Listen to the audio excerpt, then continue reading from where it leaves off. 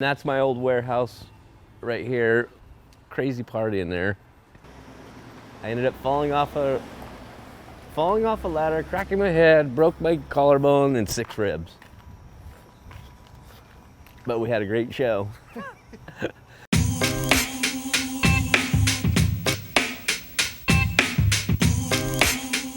This is the alley. It's really cool. Always funny stuff happening around here.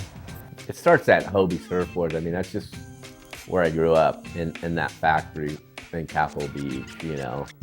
I just loved it. Loved the smell of resin, just the pieces of foam. Like, we'd shape little surfboards out of the blocks of foam that were left when they cut them out. So that was kind of the very first experience. This is the glass shop. So I've been here for quite a while. See, there's where my son, when he was a baby, he had a screwdriver. Right after I painted it, he's going like this. So KP, Timmy Patterson, 95. This was the beginning of the alley, I think, the surf shop. We're right here in San Clemente in this alley, you know, where I've been down here for the last, I think, almost 27 years now.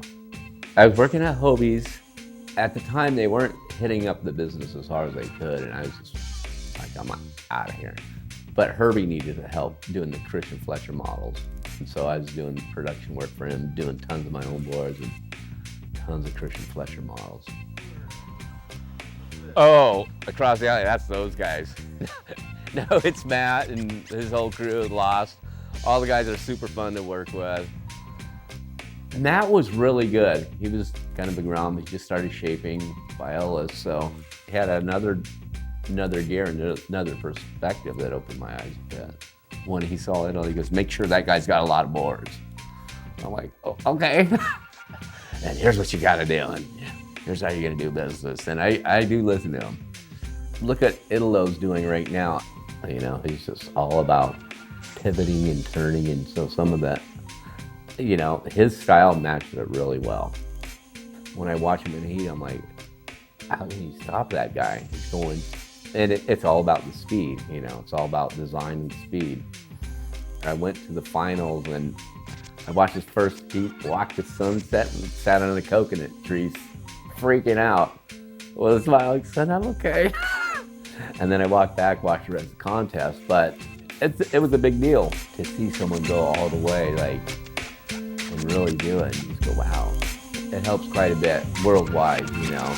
We get calls from around the world. The love of surfboard pulled me out of a lot of shit. I mean, we'd have beer for breakfast, beer for lunch, beer for dinner. And that was kind of normal. It gets to a point where you're partying, you're doing drugs, you're drinking, and you just like, it's one or the other, or, you know, where I just went, it may be who I am, because I like that way more than the drugs and alcohol. At the end of the day, it just went, you got one or the other.